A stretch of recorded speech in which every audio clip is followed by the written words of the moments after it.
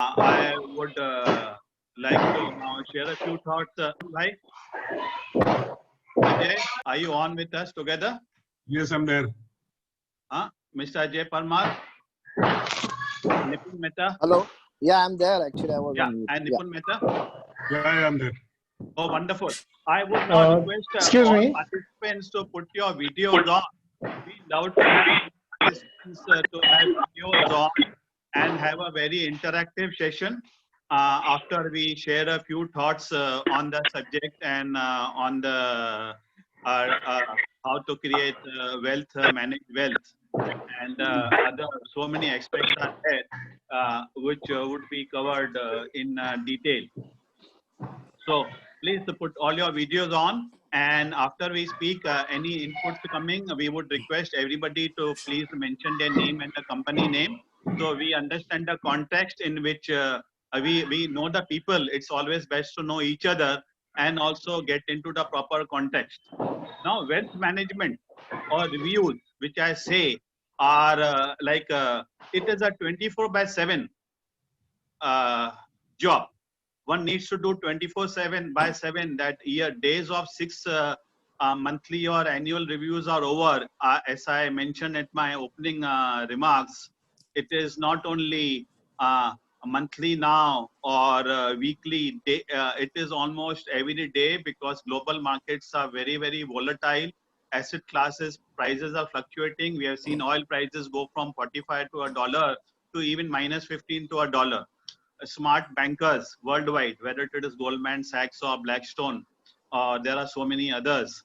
They are doing leveraging. It's a multi-billion dollar and trillion dollar game. Wealth management today, it has become a game. There was used to be called game theory. Data analytics, quantitative models are being used worldwide. Quantitative trading is being done, algo trading, and big money is there. This is not short-term money. This is all long-term surplus money.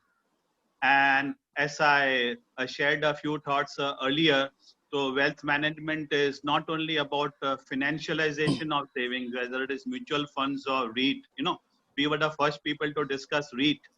We were involved in even in consultative process and the regulations also before it was drafted, and many of our representations were accepted. So now there was a thought discussed about real estate. You need to own your own house, but the traditional definition of wealth itself is a wealthy person, whether male or female, has to have, should have, or aspire to have two houses. One house to stay, of course, because of transfers or international global travel. So one may stay in a rented house or even in a hotel or a B&B or a service.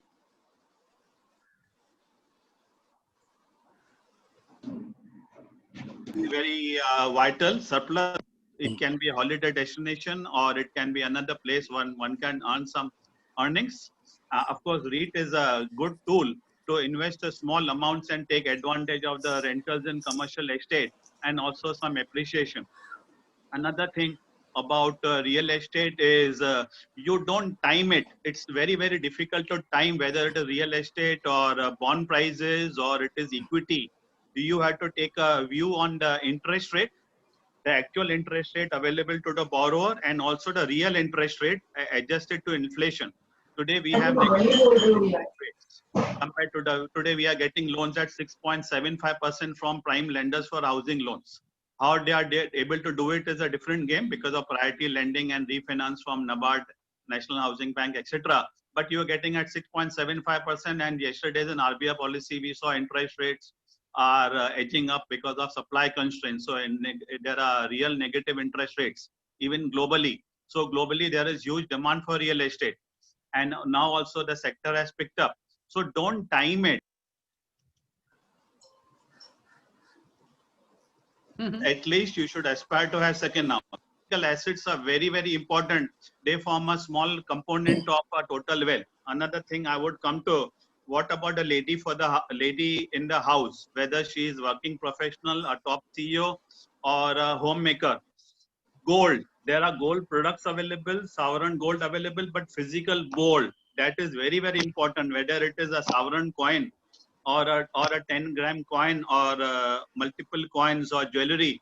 Physical gold, of course, it should be handled carefully and safely, is very important component of wealth.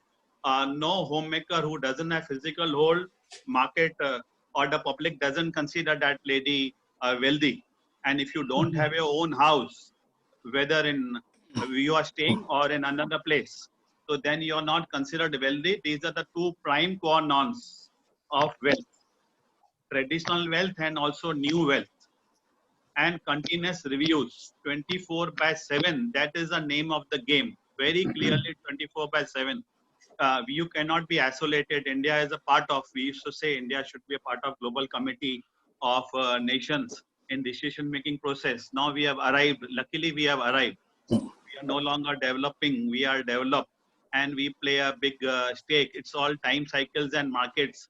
There may be a day markets may be open 24 by 7, all markets, whether it is equity, bonds, commodities. It was there in some sectors, and some it will become, it will open. So 24 by 7. So vigilance is the price of freedom. That's very, very important. I would like now, we are there, of course, throughout the sessions to interact. I would like Ajay Parmar, please share a few thoughts in a couple of minutes. And then Mr. Nipun Mehta, who has been a part of the, both Ajay and Nipun are co-founders of the think tank group, which is there for a long, long time in conferences and now roundtables and digital interactions. So we share the thoughts as on the subject and on the whole capital markets, and would love to interact with you very, very openly, whether it is lots of people had some questions before itself since last few days. We some have emailed the questions also. We will take up all in the interactive session. I hope each of you put your video on. Yeah, Ajay, Hi, can you hear me? I can, and I Yeah. am Yeah, sure Jay. we can Yeah, hear thanks you a lot. very sharp Actually, and clear. I will not take much time, but just basically wanted to share the size of the wealth management market. Uh, you know, in one of the, I think, research reports, it was mentioned that in India, uh, ultra high net worth individuals, that is UHNI, uh, UHNI is defined as those with a 25 crore or above net worth or an annual income of 5 crores. Any one of them is, if you are eligible, then you are a ultra high net worth individual. Now, the size of UHNI itself is now 6,25,000 as of March 20. So you can just imagine what is the size we are talking. Now, these ultra high net worth individuals, they want special treatment, or they want customized products. They want, some of them are industrialists, some of them are IT professionals, some of them are, old timers. So who are carrying their, second generation growth. But many of these new HNI are actually first generation professionals. And they actually, professionals understand that they also have, they value their time, and they don't want to, get involved into equity market on an active level. So they are looking at a lot of advisors, and that is where the wealth management comes. So wealth management basically allocates, it's an asset allocation. Then it also includes your estate planning. So, your, how you inherit your wealth or how you give it to your heirs. So all these things are covered. And so it's going to be, in future, going to be a very big industry by itself. And actually it's going to overshadow, according to me, individually, like pockets of, say, broking, or pockets of PMS, or pockets of PMS. So I think it will be covering everybody as a, monitoring authority. So maybe wealth management will be like a pure, that now there are, some of them are working on asset models, some of them are working on advisory models. So, regulatory is trying to catch them in terms of, their, they want them to be independent and all. But I think there's a great opportunity uh, for advisors, and I think chartered accountants, since, for years together, we have been giving tax advice. And I think this also you can connect as another line of, you can say it's not a practice, but it's a line of, business for all the CS. So I'm definitely, I'm really impressed by today's presentation. I'm definitely looking forward to hear more from you. So, and that's what, and I think I would ask Nipun to share his thoughts, one on this wealth management and second on the market itself, because Nipun is a veteran and he's basically an investor by himself. Yeah, Nipun. Thank you, Ajay. And I request each of you to please put your videos on, and Nipun, share a few thoughts, and anybody else later, instead of looking at academic questions, please share your experiences so we can respond very, very practically, because all are the think tank roundtables and interactive sessions on digitals are meant to look at practical issues and sharing of experiences. Just a few words about Nipun Bhai. He is Nipun, Ajay, Sandeep, Anupam. It's all part of the co-founders team, and all have reached or have good experiences at the CEO level, CXO level, CEO level. Uh, Anupam Petkar is there. He has been a CFO of a young CFO of an auto ancillary company, now specializing in insurance. Uh, uh, Nipun Mehta, we have been interacting together for over 25, 30 years, right, Nipun? And Wonderful. on wealth management subject. Before that, we have been professional colleagues and has been a president of one of the first companies which offered wealth management as a professional service. Edelweiss was formed, and they started offering the service over 20 years back. And Nipun Bhai has been a CEO of that, and also national head of SocGen, and now CEO of firm Blue Ocean Capital. Uh, in fact, we were doing a series. I was invited for Bombay Stock Exchange and ICI to speak on advanced financial planning and wealth management. And I'll tell you, I met Sandeep, but attending as a participant in the financial planning and wealth management wealth management program for about 20 sessions. And I was discussing advanced financial planning and wealth management practical issues, total practical, no theory. When other academicians were there, I said, "What are you doing as a participant?" So he says, "I'm learning financial planning and wealth management." This was about 5 years back. Learning is a continuous process. That's how we all evolve. Everybody is learning. Everybody is learning. I admire that spirit. And I said, I want you to speak a few words, come for 5 minutes on the and address the participants together, and you share your thoughts. He had a very senior position in Aditya Birla fund and has experience in foreign funds.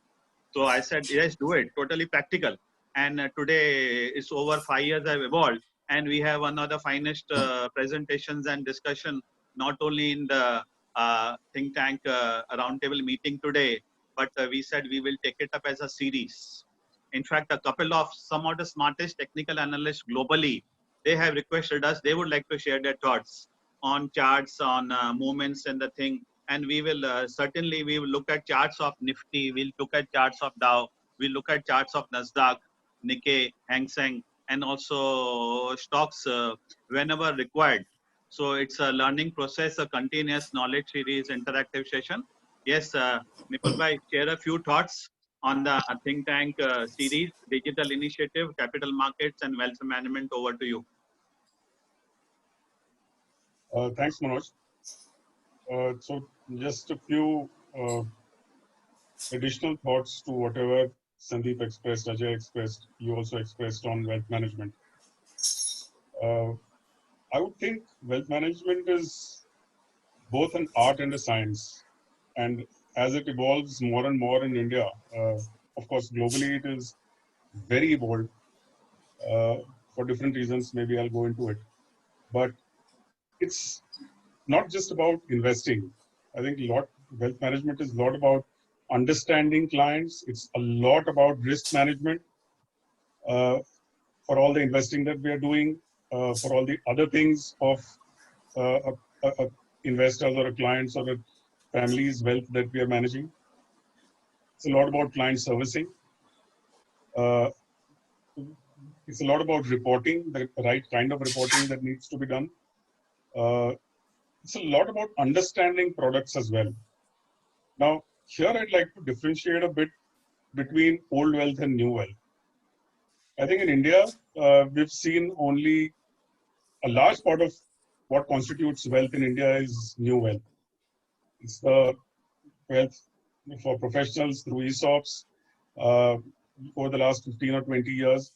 Earlier, there were a few industrial families that had old wealth that is there. And because of this more recent evolution of wealth in India, if you go back, say 20 years or so, it used to be only 3 or 4 asset classes that used to get invested in. It was just equities, it was real estate, it was gold. As wealth grows, we've seen a lot more in terms of asset classes coming in. Again, in terms of differentiation between old wealth and new wealth, if you go to the West, if you go to Europe, for example, where they would invest is very different from where Indians would invest or wealthy Indians would invest. So here we spend a lot of time discussing about property, investing in real estate and stuff like that, because property prices go up. If you go to Europe, even if you go to US, except in certain pockets, real estate prices don't go up to that extent. Whether it's economics, demand and supply, whether it's population driven, whatever it is, for various reasons. Let's not go into reasons of why demand and supply would differ from asset class to asset class. But clearly,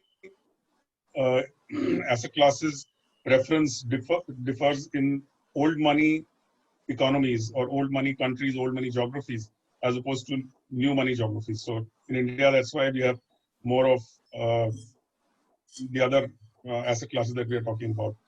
It's also a little about exotic investing. Once you've exhausted a lot of investment options, you tend to invest in more exotic options. So I remember several years back, creating for our European clients, we had a wine fund. So, and believe me, that wine fund gave more returns than equity as an asset class.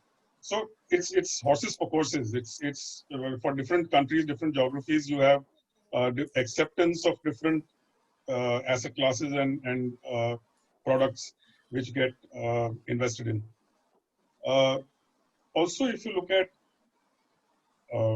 again offshore products that are there, there are a lot of evolved products. If you look at Singapore as a wealth management geography, or a private banking geography, or Europe, or you go to Zurich in Switzerland, and which is the home of sort of private banking or wealth management, you will see a lot of structured products that are there. Products structured around commodities, products structured around insurance, products even structured around equity as an underlying. So a lot of interesting insurance products come about, what is called as wraparound products. So really, in India, we are still evolving in terms of the kind of products that are being offered as far as wealth management is concerned. Again, something which is generally included as a service as far as wealth management is concerned, and which we don't talk about too much yet in India, is philanthropy. In the West, you'll see a lot of the wealthy families doing a huge amount of philanthropy. In India, it's done by the ultra-rich, it's done by even the wealthy. But the extent of interest or the extent of contribution to philanthropy is still something that is gradually evolving. That itself is a huge amount of is one service that can take about a huge amount of time. Besides this, also Ajay just briefly referred to as estate planning, something as estate planning. I think all these are still very broad terms. If you again go to the West, and those are services or that are already that are coming into India as a market, as a wealth management practice, is also what is called as family arrangement. Now, as wealth grows in India, and here we are talking more of the old money wealth, and gradually, as you see, there was some reference to first generation wealth. There is more of gradually over the next few years, you'll have second generation and third generation wealth also, exactly as the way you have it in the West, in the Europe, in the US. You'll start having more of second generation, third generation wealth as well. Now, a lot of businesses or a lot of management of that wealth can create whether it is a family business that could be there, or it's just investing in wealth is concerned. It can create a lot of difference of opinion in terms of where it needs to be invested. Now, let's take a small example of today. One of the avenues which are actively used by the HNIs or the wealthy is venture capital investing. There's a lot of private equity investing that's directly happening. Some of these guys go through private equity funds. Some of these guys will directly invest. So there's a lot of active interest that I see in venture capital, direct venture capital investing, direct private equity investing by a lot of these investors. Now, it's just possible that the old money that is there does not want to allocate a lot of investment into venture capital, or wants to allocate only a small portion into venture capital. Or let's look at a business, which is a first generation business, which has been created out of a lot of hard work. And secondly, suddenly the second generation comes in, has new ideas, they get probably implemented. In a few years' time, the third generation comes in and just wants to, they come with a lot of education, they come with a lot of new ideas, and they want a completely different tinge to the business. They want to completely turn the business in a different direction. So a lot of this needs to be within a family, created in a very organized manner in the form of a family arrangement. That's something which is, again, very widely prevalent in the West, where you have second and third generation wealth. In India, again, that is something which is coming about very actively. So I would say differentiate between old money, new money. A lot of the asset classes, asset class preferences for the new money guys is very different from asset class preferences with the old money guys. You've seen a lot of art investing. There was a slide on art investing as well, which the old money guys would do. The new money guys would probably not spend as much in that kind of an asset class. So very different for old money and new money guys on which asset classes, which geographies to invest. As you see more and more diversification, you see increasingly a lot of offshore investing happening. So a lot of the guys in the US invest in ETFs of China, invest in ETFs of emerging markets. In the same way, you see incrementally, we are seeing a lot of Indians investing in similarly into ETFs of into developed markets, into the US markets, also into the Chinese markets, Brazilian markets. So a lot of the newer products that are coming by are a lot of offshore products where wealth is getting allocated. So I would say for this very reason, wealth management is incrementally becoming more both an art and a science, and one needs to look at each client differently, each client investing differently, each asset class differently in terms of investing, in terms of understanding products. So I would say it's wealth management is gradually becoming, for those who are just getting into the business, please understand that data or information is available virtually everywhere. All of us have information to probably the same amount of information and overload of information that is there. So if you're looking at investing in whatever, whichever asset class that could be there, real estate, we have the same kind of data available. Equities, same kind of data. Mutual funds, similar kind of data available. There's enough and more research that is available all around for us in terms of taking a decision. What's important are the softer aspects of wealth management. What's important is spotting trends. I think the trends in terms of which asset class could potentially be a higher return asset class that could be there. What's the kind of risk management that you want to do for each client? So these 3 or 4 important things. I mean, one can go on, and one can devote several sessions onto going into each of these aspects. But suffice it to say that I think these 3 or 4 important points are very critical as far as wealth management is concerned, and for the success of any individual or firm that wants to get into wealth management. Thank you very much, Nipun Bhai. Now, a few issues came suddenly. It's quite surprising, but it is okay in such period of time about real estate. And I will again share here practical examples. Today, there are lots of people working with IT companies, BPOs. They are moving houses every year, every 2 years. Then they buy furniture from also e-commerce verticals and move from house to house. It's very painful experience. You can't have your own home. And we talked about interest rates. Mr. Devesh Maheshwari is here. He raised some important points on the chat. Very valid point in terms of yields. 2%, 3% yield. But then 2%, 3% yield, you take it, it is safe. Otherwise, I know of people, I know of even senior bankers who are part of wealth management team of some of the very well-known names. They are staying in 1 BHKs in suburbs. In March, they told me all the ESOPs have got wiped out. Their ESOPs of their own banks, they fell to 30% of the value. And now everybody is at home, and he would like to have, could have afforded a 3 BHK. He's still staying in a 1 BHK.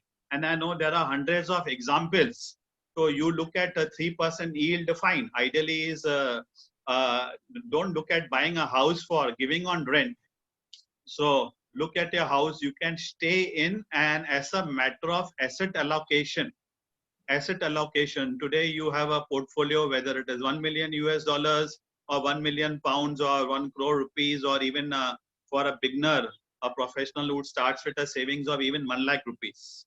Have a portfolio allocation of X amount of physical assets. You decide. You don't really have to go by formulas based on age. You decide. There are people who have mentioned to me, for 5 years, gold has not gone up. It has not gone up. If you see the last 20 years, gold has been an outperformer. It has given returns much higher than equities and your fixed income products. So these are long-term investments. Ultimately, wealth creation is a long-term game. I would also like to give examples. If you prepare a list of the topmost biggest billionaires in the world, that list often comes out from Forbes and also other people. They come out with it. In the last 5 years, you will see those people are basically billionaires who have basically managed startups on e-commerce and digital.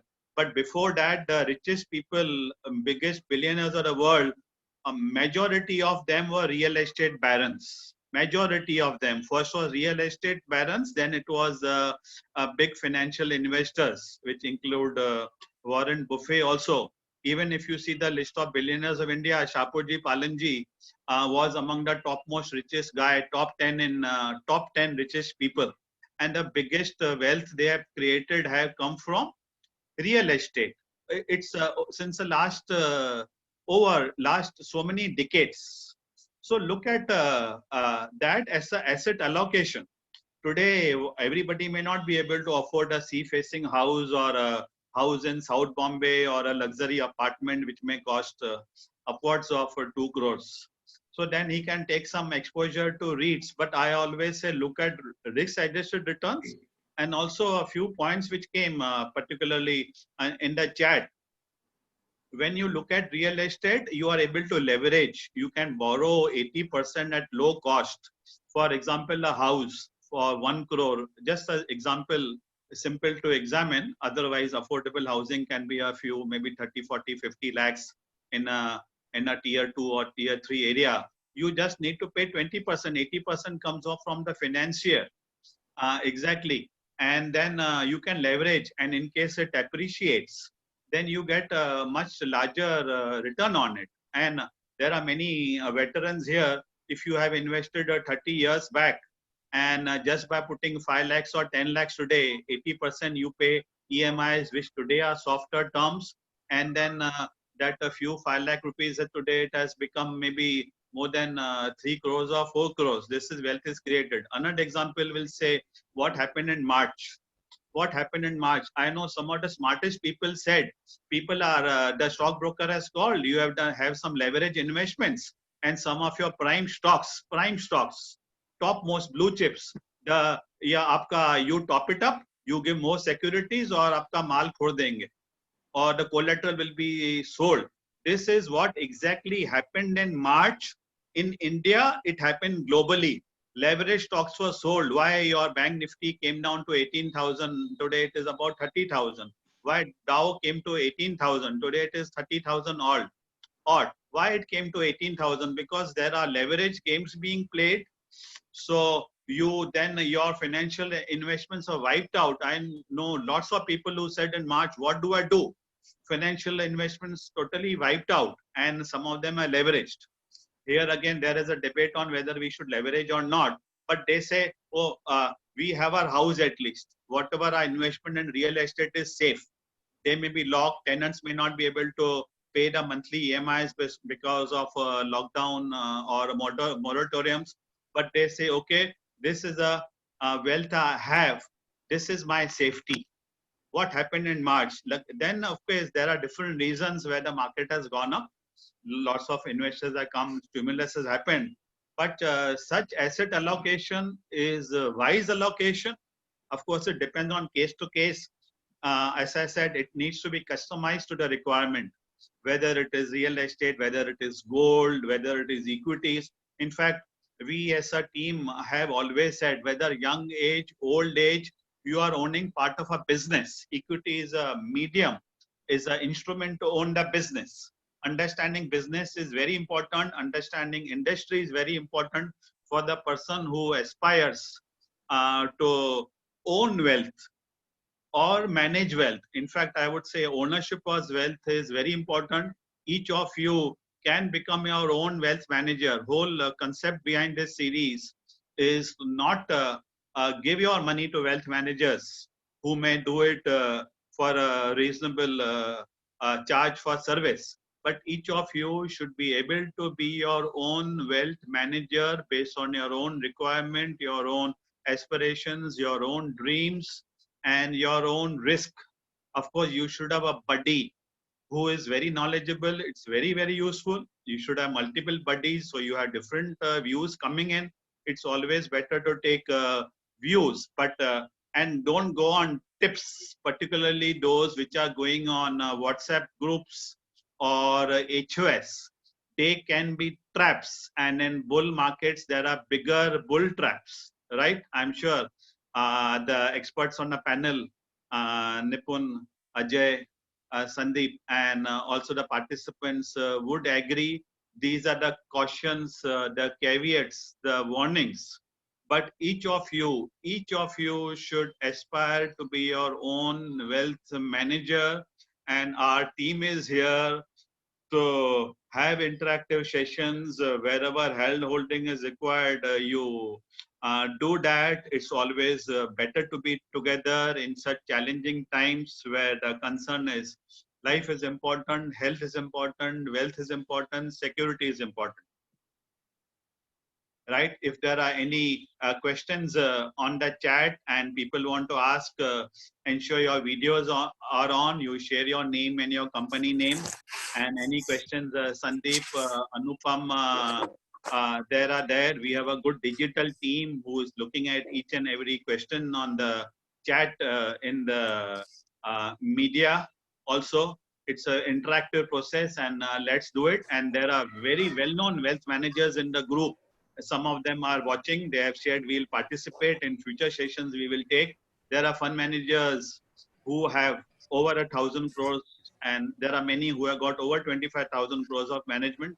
There are fund managers of top mutual funds on this in this today's discussion. And yes, every participant welcome. Yeah, thanks. I'm glad. Just share your name and company name, and any issue. It's an open house. And the only request is, we are the best regulated country. Let's be proud of it. And we have got friends from regulators also here. So let's look at it positively, constructively. And the idea is the knowledge sharing. Main thing is always sharing of experiences.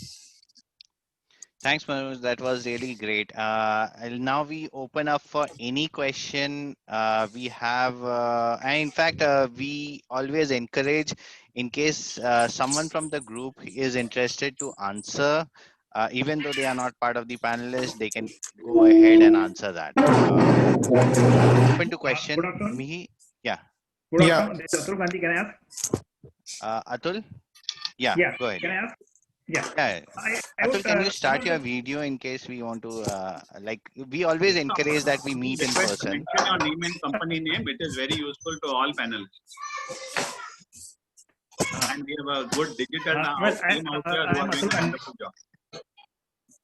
Yeah, Atul. Yeah. I am Atul Gandhi, and I was with Reliance just now. I have just retired from there. I would like to know one thing. The people who just now what you have mentioned is that the one of the upcoming area is the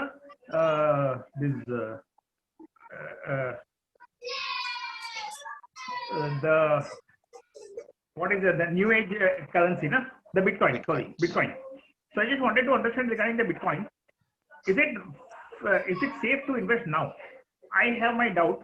The reason is that the Bitcoin is becoming so common and so popular that so many new versions are coming up. So I think whatever you invest now, it will go west. So I think this is not the right time to invest in the Bitcoin. Yeah, you can share the views.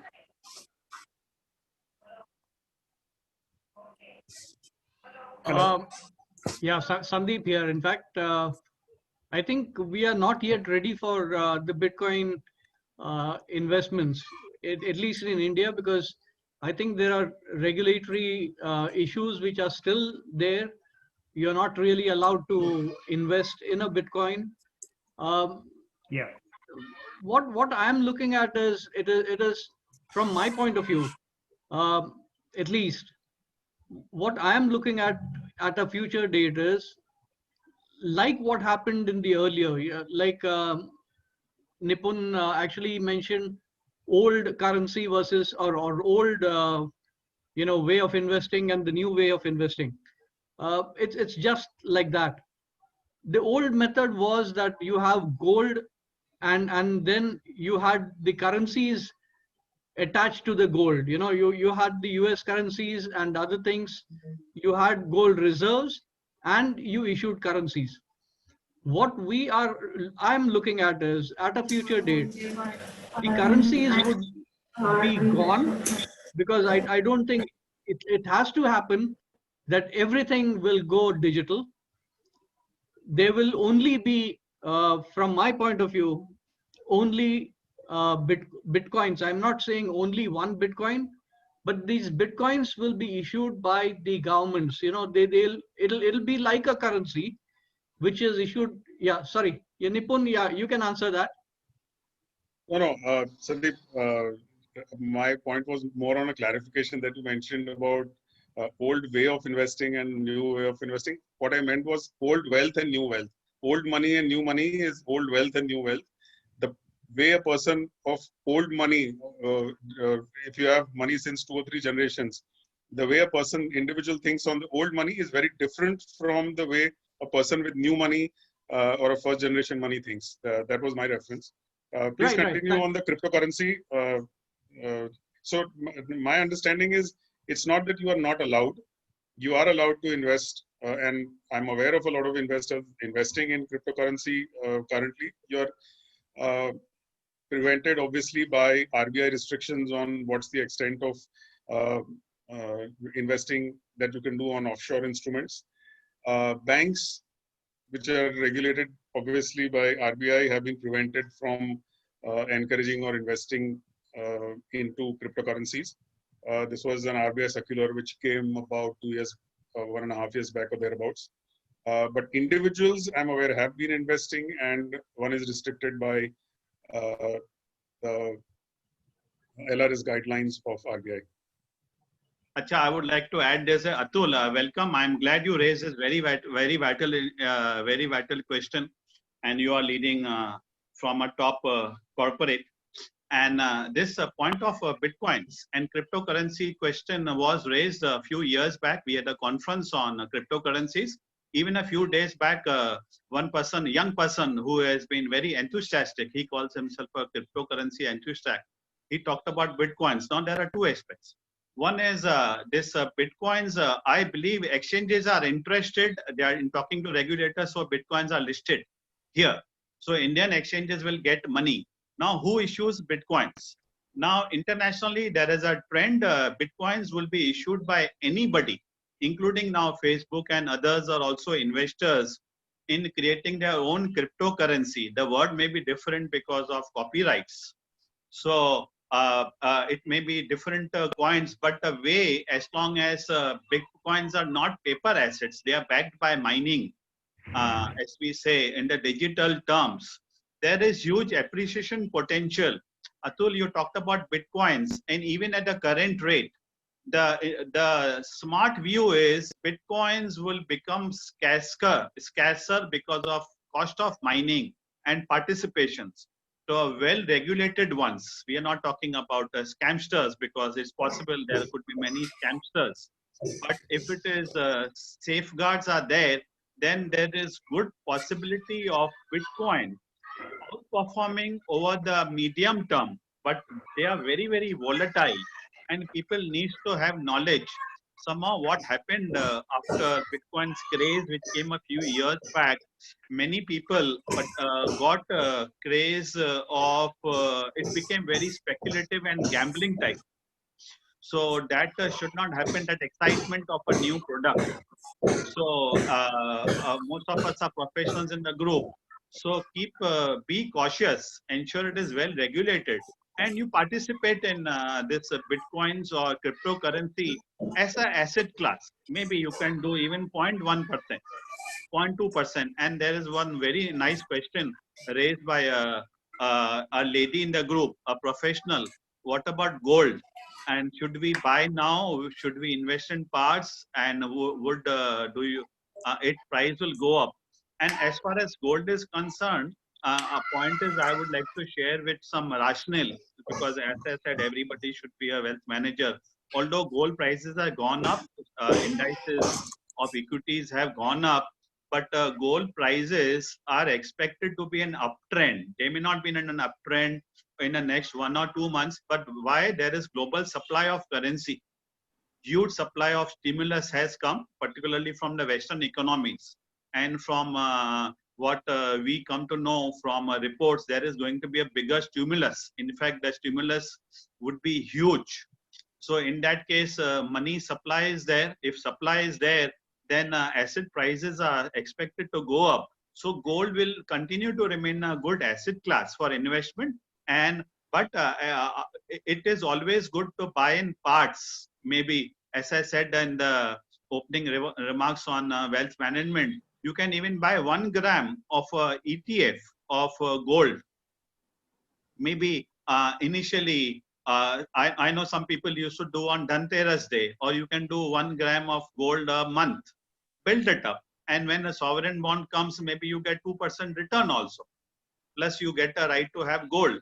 But keep or maybe pick up a gold coin and do in parts, small. Ultimately, you will have a good amount of gold investment. Maybe you can scale up ultimately in the next 10 years, 15 years, 20 years to maybe even up to 10% of portfolio, it will remain a good asset class. Prices sometimes tend to go down. It went up from $1,000 to $2,000. Some central banks, they wanted to encash gold, they sold gold. So prices went down. Again, they are quite firm and they are expected to be firm as long as the financial systems work. Somebody expressed here concern about the US dollar. There are concerns about US dollars, and incidentally the price of gold is linked to, one is the demand from the house wedding season, and also mainly to the price of the US dollar, and also mainly to an exchange rate. So gold is a hedge against inflation. It's a good asset class, and please buy in parts. Even small parts will do, whether in ETF, whether in gold, sovereign bonds, or you go to a major listed company which is known for trust. Go there to their showroom. They are welcoming you. They have e-commerce channel, and pick up a good gold jewelry from there. Do it. It's a really wonderful. Yes, sir. Yes. So how about quant tax plan? Like I read a question which is like, how about quant tax plan fund? Do you have any view on that? Who has raised the question? Please mention very clearly. So in what there's context. this lady, Bhavna Gannatra. She mentioned, she's asking a question. How is I think Bhavna, one of her question was answered in detail, okay? and it was a very interesting question.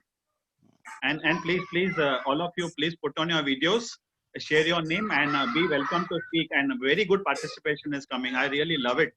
And the whole panel is also really happy to give views. Bitcoins came, real estate came, interest rate came, gold came, directly, indirectly. It's really, really wonderful. We are taking, in fact, all different relevant issues. Excuse me. Hi, Mihir. Yes, yes, sir. Hi. Please Okay. mention your name and company name for benefit of everybody. Yeah. So I'm Mihir Shirgaonkar. I've been a member of the BFS and Capital Market Study Group. As of now, I'm an independent trader, and I have a question around real estate. So as of June 2019, the total unsold inventory of housing units is almost 10 lakhs in the top 8 cities.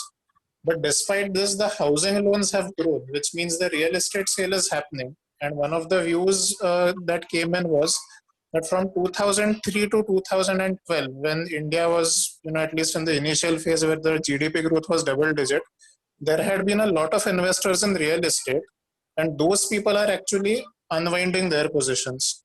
So with this background, what lies ahead in terms of the real estate, and how will the sector be, especially if one wants to invest?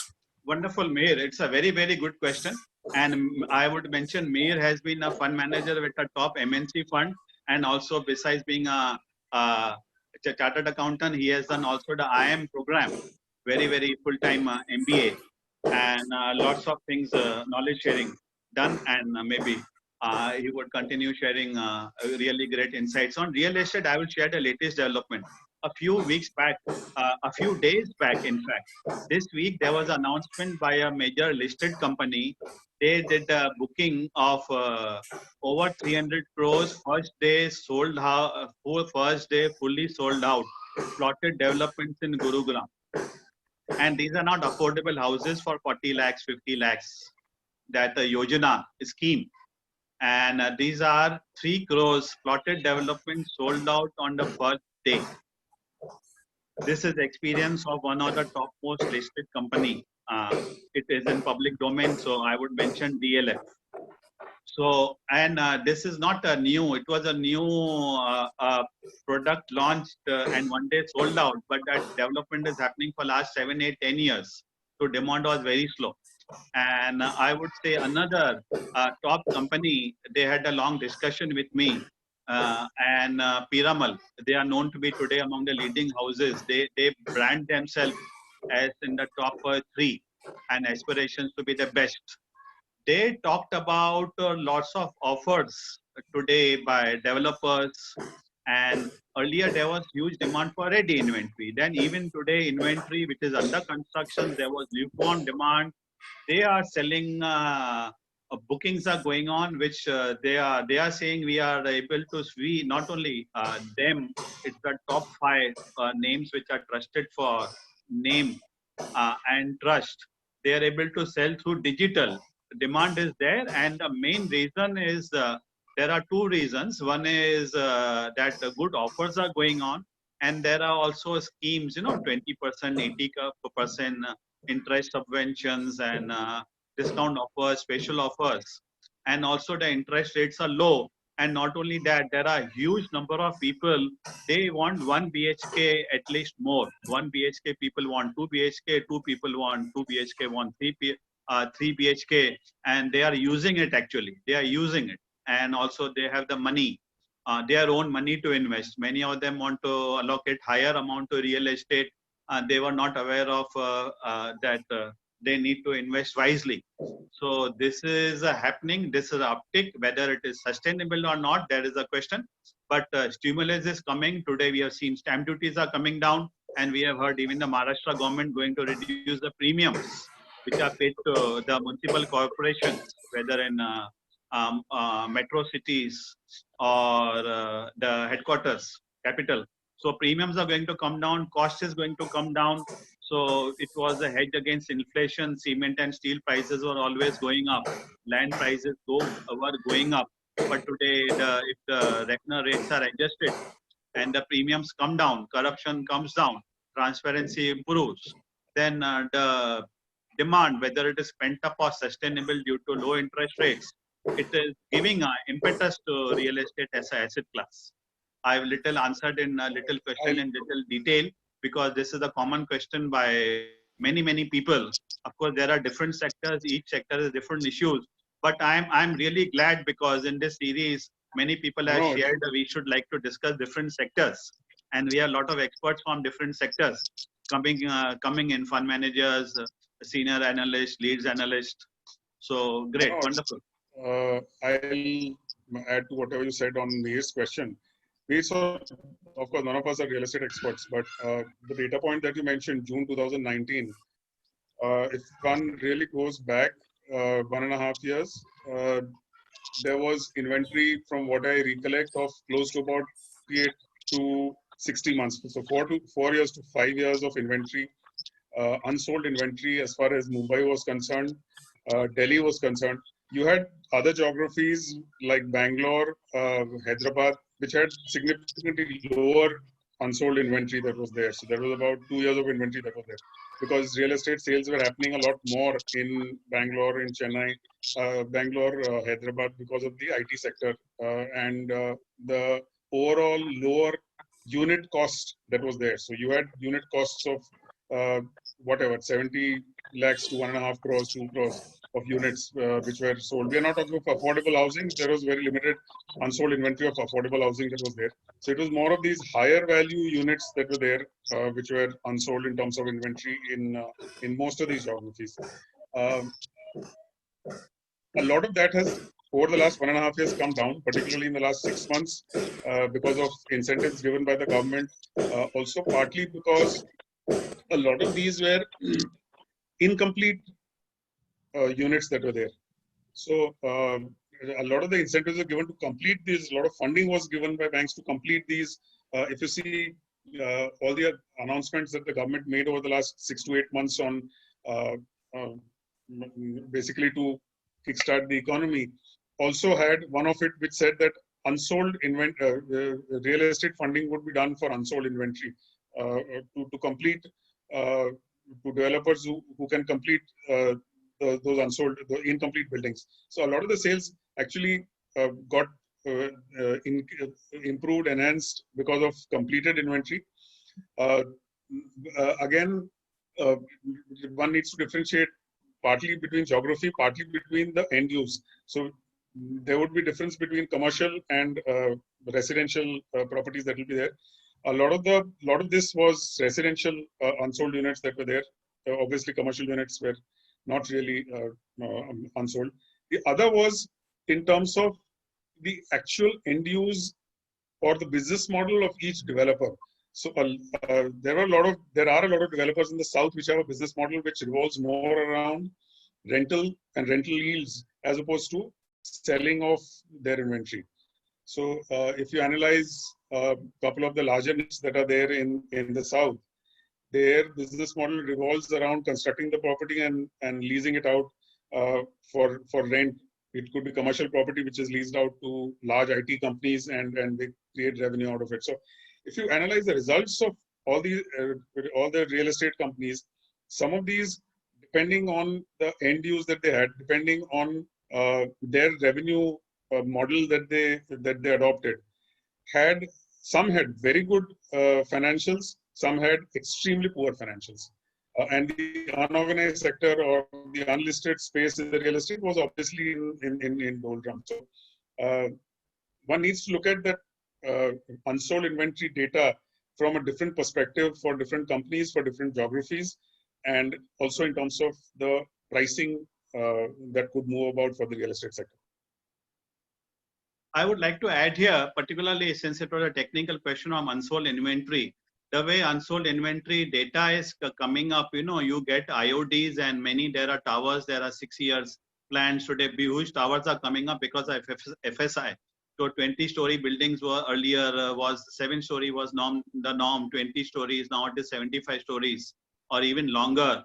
So they are not going to be complete. They are not ready. You should always see the ready inventory available and consider ready inventory to the size of the economy and size of the potential demand.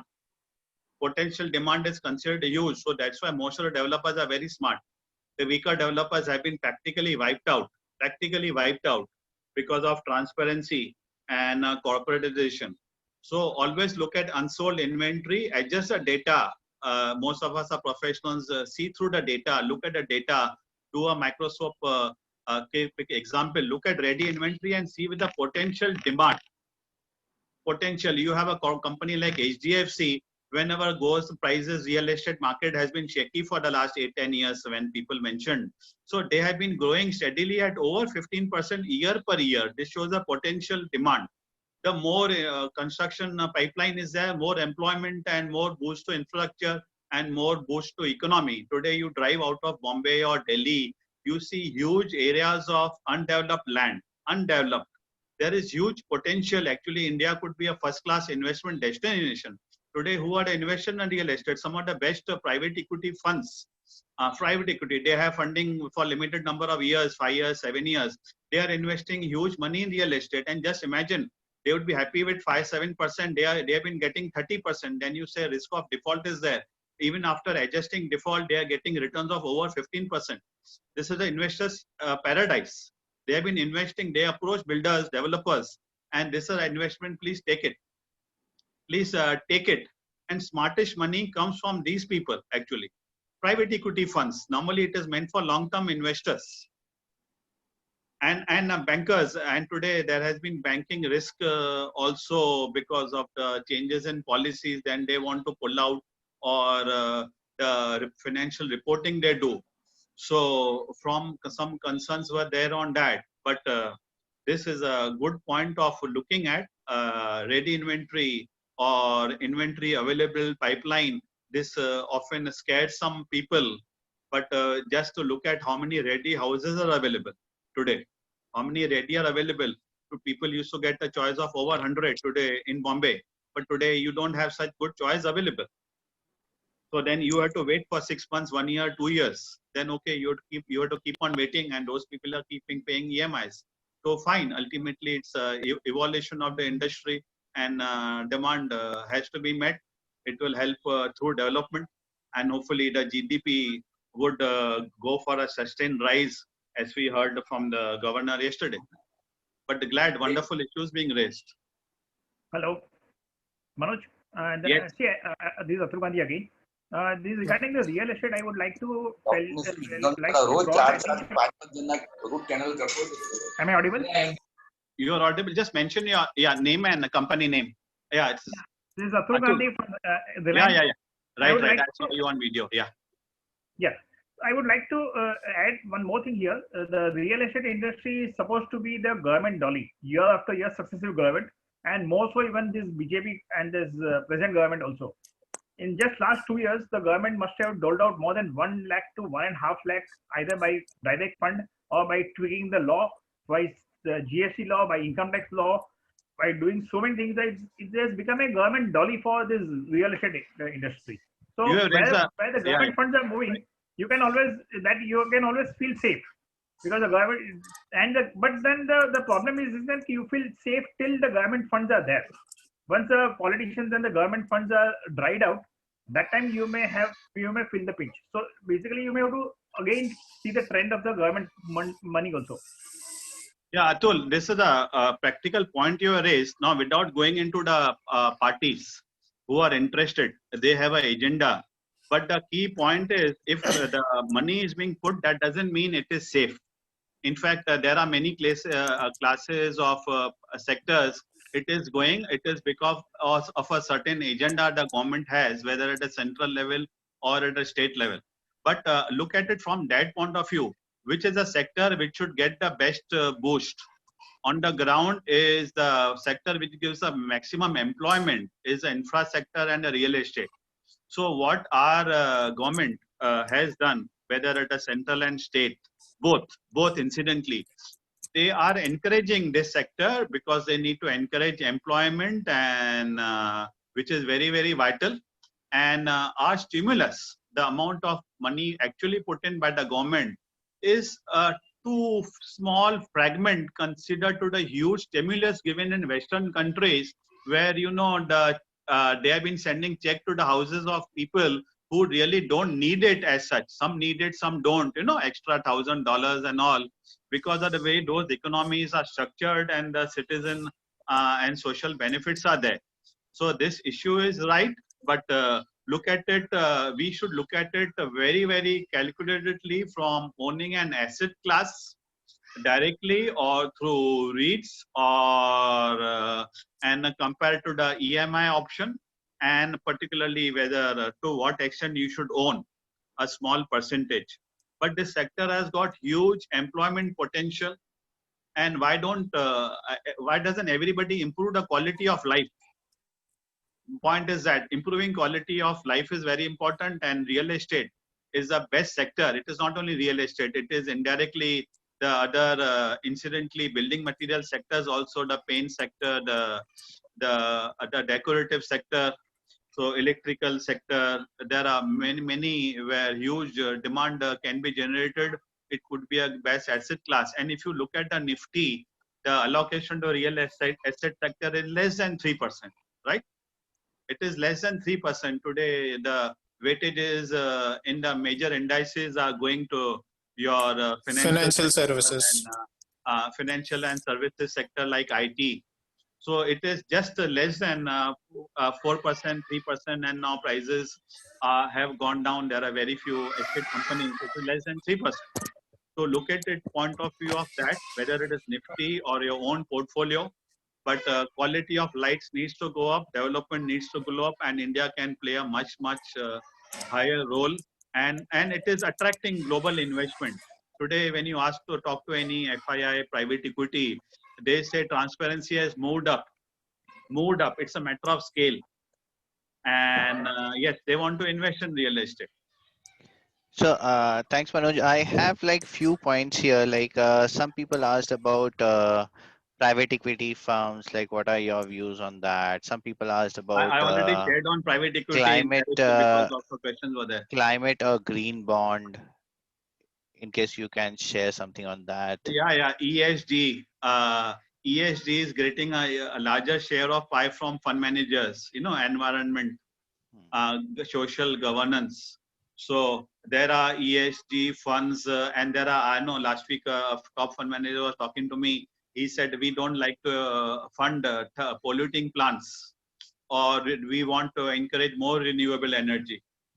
So new products will come up. These are innovative instruments, and innovative instruments always have demand because they have a discussion with the regulator and with the investors, and often these instruments are structured by some of the smartest investment bankers.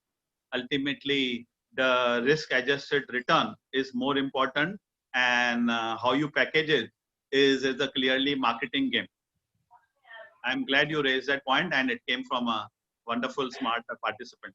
Yeah, some Pratibha Shah raised that question.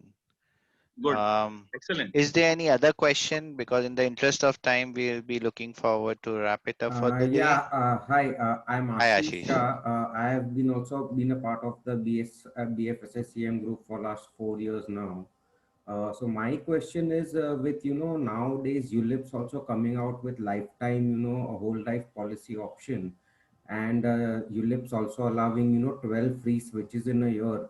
So for long-term wealth creation, is ULIP going to be a better product, or investing in mutual funds is a better option? I would like to hear the panelists' views on that. Thanks. Thank you, Ashish. It's a wonderful, valid question you have raised. Now, there are two views on it. From long-term asset allocation, you look at proper asset allocation, direct, indirect. We talked about it, and a financial investment. And also, you should consider the cost attached to it. And SIP is a very good thing for the financial instrument. Earlier, it was being marketed by mutual funds. Today, people are suggesting, because a lot of new generation came in equity in the last 7 months, 8 months since lockdown. Then they are doing SIP in direct equity stocks. Some say I would do SIP in HDFC Bank. The stock went to 600. Today it is about 1400. Every month from a salary you can buy one share, or you can do in a mutual fund also. And now somebody mentioned about whether we do SIP in ETF or in mutual fund. So you consider the cost, and not only the cost for the year which comes in offer document, you consider a long-term cost over 10 years. And you can do SIP in sovereign gold bonds. You can do SIP, as we mentioned, and go buying actual gold. Also, you can do SIP in cryptocurrencies. I'm referring to the world citizen who have access to it. And you can do SIP in mutual funds also. There are I think over 2000 mutual fund products, but you have to be very discernible, and you look at the top 50, not in terms of ranking given by distributors or websites, because they may be having a vested agenda, but your trade-off. So you should get a very good risk-adjusted return on an ongoing basis. Don't look at marketing game. You have to invest in 5 years just because 5-year performance has been low, or you have to invest in for 15 years. You have to review month to month regularly, and do SIP. SIP ultimately comes from people who have regular savings, those who are in employment, those in business. Often some can do SIP, some can't do SIP, because they may earn, they may be having surplus cash flows maybe 7 months of the year in best seasons, or they may be borrowing in other seasons. So look at investments from that angle. SIPs are good. Look at leverage also. The cost of leverage and ability to pay leverage. It's not that your collateral should get sold out, as happens regularly, which to many traders or hyperactive traders, or which happened in March worldwide. The biggest investors had to do leverage selling, and only those who had deep pockets survived. There has been, huge number of bankruptcies in this. So great, valid question. There is one point I'd like to add for the mutual fund versus index funds debate. So SPIVA, like S&P, the S&P comes up with a half-yearly report called as the SPIVA report, which compares the performance of large cap funds versus the index. And one can see that over the period of time, the outperformance of large cap funds has reduced drastically. So that is one important point which one needs to consider while choosing a mutual fund, especially for the long term. Made a valid point, but we need to look at it in very, very detail. Absolutely, You look yes. at the fund, you look at the sectors, and you look at the companies. Now, one major company which has created huge wealth for investors in the last few years, and also since last 30 years, I think they have matched, even beaten Warren Buffett's performance. And today they have a weightage of over 10%, significantly over 10%. Reliance, because of the wealth creation done. Correct, you are right. And you mentioned about the large cap funds, that comparative comes to data, but then most of the large cap funds were underweight in it, whether by because of the 5% rule of SEBI, that you cannot invest more than 5%. Not necessarily because of regulator, Some gave example of regulator, some by design and by thought and by intention. Also, they were underweight because maybe many of them are not smart timers, or they may not have read the cycle. Ultimately, valuations will come to companies which are changing their business model and becoming In platform fact, companies. since March, Reliance has been a three-bagger. I think from 700 levels, it is at 2100, if I'm not wrong. True, but you're talking about I 1 think year. That's why I mentioned you look at for last 35 years also. Yeah. You look at for last 14 years also, because there was a period of 7 years when it was underperforming even the Sensex, indices, yeah. all indices, and even when it was in a big investment phase, because this is a matter of investment. Sometimes investment phase gets rewarded. Sometimes investment phase needs patience. When the returns come, then operating leverage also gets into effect. And I believe operating leverage is yet to come in many of the companies in India which have invested significantly, or they are under investment phase. Because that demands they go up, pricing power goes up, then affordability remains as more and more consumer comes in. So there would be better performance. But again, I would say when you look at specific companies, don't look at the price movements. Look at the efficiency of management, efficiency of capital, the ROIs, ROCEs. These are simple ratios, and go deep dive into accounts. Don't just go on reported numbers which come in database packages. Do a deep dive into the numbers and understand companies. As I said, be your own wealth managers. Look at companies in detail. I'm glad specific stocks, specific companies are coming up, and we are sharing insights on the business models of companies in India and the evolving business models also. Manoj, one thing which I would like to say something about Reliance. In fact, the earliest signs of Reliance actually turning around was when they started issuing the Geo the voice cards. Once they actually started doing that, whatever capacities they had created in by way of capital, that was monetized, and that was the point that people should have realized that this is going to change. It was a change which was coming. People didn't realize that, and that was the timing which people had to take. Number one. Number two was the impetus was because of COVID also, because I think all the shift which happened just after COVID was all for digital, and you've seen what has happened. It really took off between the time just before the COVID, and when it reached a point when the COVID really took off, it took place. Thirdly, the point on the leverage was taken up. I think what really happened there was the issue on the money coming in to set off all the loans which they had. People were really worried about the leverage for Reliance. Once that was over, I think there was no way that the stock could be valued so low. And it really, all these three circumstances, these events saw to it that Reliance really zoomed.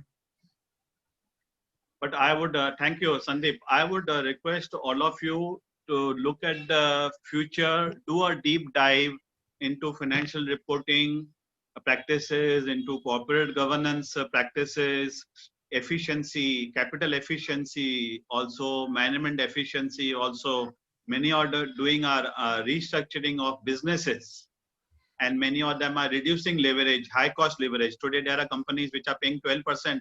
I know of top industrial houses also paying 14% interest. And some are doing refinancing or raising new bonds from the international market because of their rating and ability to have a good trust among the lenders. So some are getting money at 4%, 4.5%. So one needs to understand, keep your ear to the ground, and do deep dive and look at this point in detail, in very much detail, and each of us has the capacity to do it. So I'm glad insights are coming out. I would like openly, in fact, any participant can share a view on any indice or any chart, including the panelists. Even one thing is important because the future is very important. Of course, in future sessions, we'll be taking up this also. But look at the future, what happens tomorrow, what happens after 1 month, 2 months, what happens in the stimulus which is happening in US, a bigger funds now, new government is getting to be in place. The budget is coming, discussions have started with the industry. I would like to. There are lots of evolving changes. It's a point of evolution. Asset models, business models are evolving, and they are dynamic. Point is, they are dynamic, and we also need to be on the ahead of the curve, and play the best market dynamics without being on the sidelines and without being speculators. Yes. Sandeep, you were saying something. Yeah. I was saying, somebody had asked initially what will happen of the markets. I think it's a difficult question to be answered, but from my point of view, maybe a small reaction or a correction in the offing possibility is there. I'm looking at something like the 13,278, which it already touched on Friday. And if that gets crossed decisively, you can look at something like 13,800. But between now and January, February, you have to be very, very cautious not to take huge positions. This is the time when, charts look extremely overbought, number one. There are indications that some of the oscillators are giving negative divergences. So that's a cautious approach you need to take. Manoj, you can actually, supplement that by Sure. your views as well. I would certainly supplement. When a lot of smart market people are discussed, they said caution in April, they said caution in May, they said a caution in June. There are lots of people who are not able to do any transactions. They said what has happened, I will just hold on. So there are different emotional reactions by different type of people to this. And I know, Aditya, you mentioned what about correction? Corrections happen daily. They will happen on Monday, they will happen on Tuesday, they will happen on Wednesday. And what is going to come is I'm not only talking about Indian market or Nifty or Bank Nifty or Dow. There is going to be a rotation in asset classes. There is going to be rotation in stocks. Lots of people, you talked about little overbought. Now this overbought is with reference to only certain indices or certain stocks. There is a huge class of people, they feel mid caps and small caps, they usually start going up in December and January and a pre-budget. And they are under-owned, they are undervalued. It is not only in India, even internationally, since the new government was formed, it was mid caps which led the rally. So sector rotation is happening. That doesn't mean you should sell the top 5 stocks which are in Nifty being overbought. I know people who said HDFC Bank 1,000 rupees and some ESOP selling was happening or something is happening. Why it is there? Today it has gone up 40% after that. So such stocks are well creators for the last 30 years. I remember 93, 94, the price was just 35 rupees. So they are compounders. So keep on holding on to such well creators and compounders. Rotation is happening. Then those companies need deep dive. And today there are at least 200 companies which are listed in the Indian markets on leading stock exchanges, which will certainly give you return of over maybe a 10% in the next 2 months before the budget, and they may give a return of over 20-25% in the calendar year 2021. And there are reasons for this. Today, what is the growth rate? Today, we heard the latest growth rate for the last 2 quarters, and also some estimates for Q3 and Q4. I believe in the policy it came minus 7.5% from minus, and earlier the projections by the topmost world agencies were higher. And today in 2021, which will be the fastest growing economy in the world? I would like all of you to ponder and think. Fastest growing economy, would it be US? Very high quarter growth, Q3. Would it be Europe? Would it be China? Would it be India? Today, the leading estimates are India would be the fastest growing economy in 2021 calendar year, from January to December. This is confirmed by industry associations. It is confirmed by the finance minister, and it is confirmed by the regulators. And market looks at the future, and there'll be many upgrades coming from the rating agencies. So if upgrades are coming and the growth rate goes up, and so then what happens? Then all the senior analysts and fund managers upgrade. All of them will be shouting from their rooftops. So this is the time to actual fund flows will start coming in. Today, what is the trickle of fund flows? FIIs have been buying in the last few weeks. Just imagine a kind of amount of investments which can come in. What they sold off in March, they have made up in November to some extent. And just imagine when India rupee is a very strong currency, and it continues to be strong currency. Look at the returns India will offer and to returns worldwide. So look at the opportunity. It is an India growth story. Yesterday, a lot of co-panelists were discussing with me. It is you call it. We should call it. They were saying we should call it think tank .isg. .igs. Think tank .igs. That's really. Look at it that way. That's really a good thought, Manoj.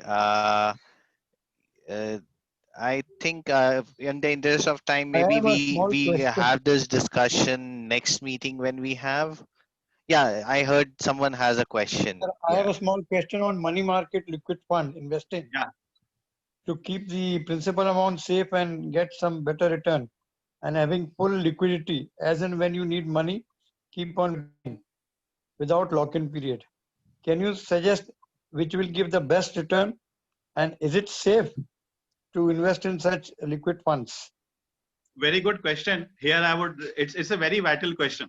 I know one of the very smart persons, and there are many of them.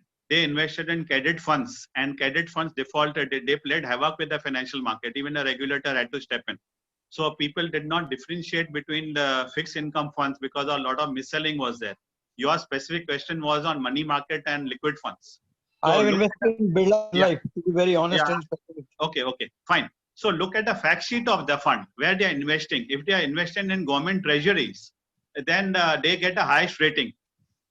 And they are liquid, so you can withdraw the money whenever you need it. Yes, they are they like invest your only in government savings account. securities. Only debt funds, 100% debt funds investment.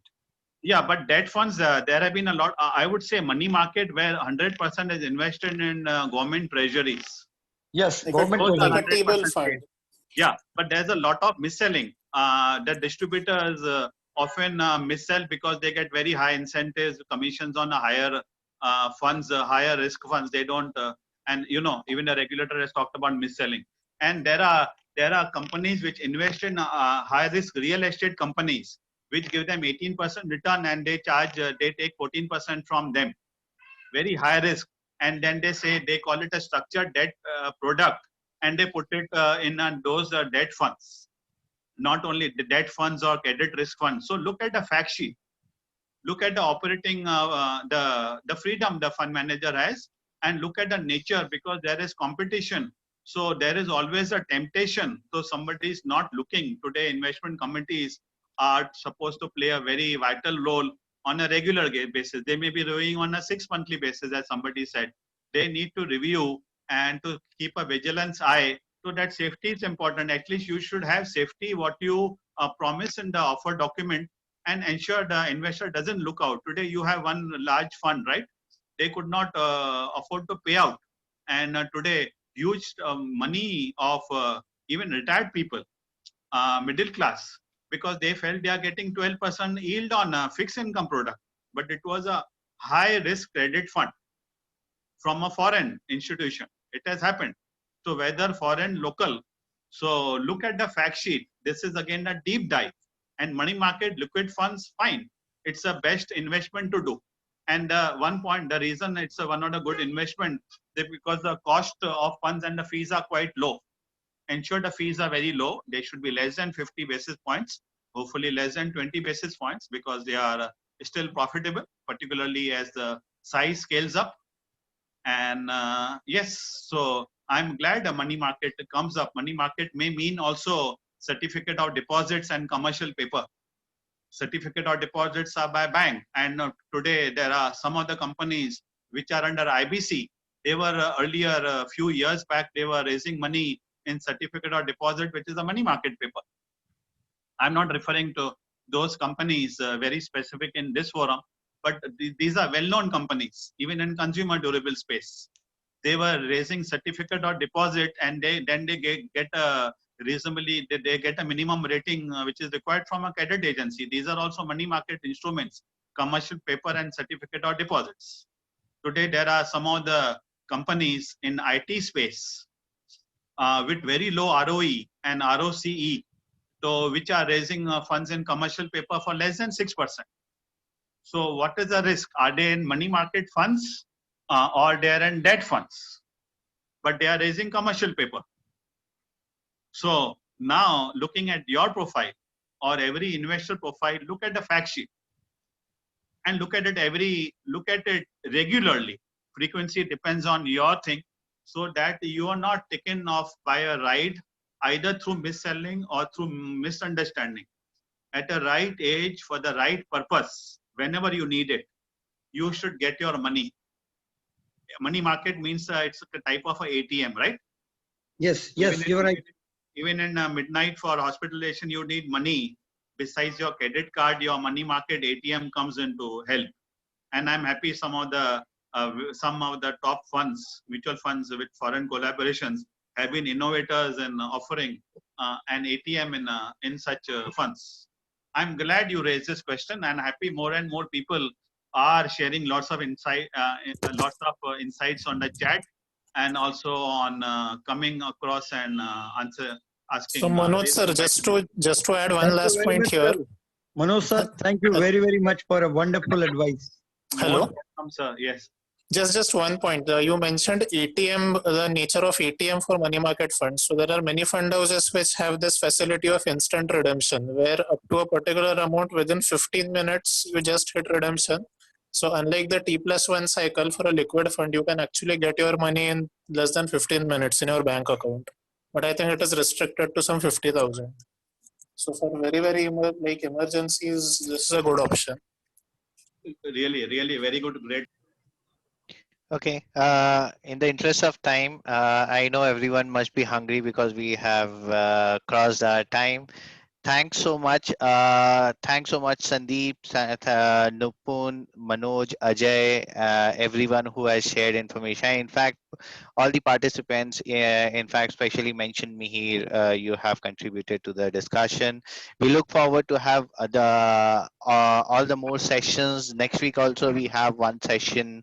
It will continue until March, and hope we see everyone there. Thank you. We thank all the participants. Really wonderful And session. Think Tank always try to bring in people from good dignified position in industry to share their views. So we look forward to have interactive sessions going forward. Yeah, thanks so much. Thanks a lot. And in case anyone feels that they want to do a presentation on any industry area, we are most welcome. You can reach out to me, Sandeep, or Anupam, and we can help you have a session there. Yeah. Thanks, everyone. Thank you. Yeah. Bye. Thank you. We Yes, look Sandeep. forward to the next session. Yeah, that's all. Thanks everyone. Bye bye.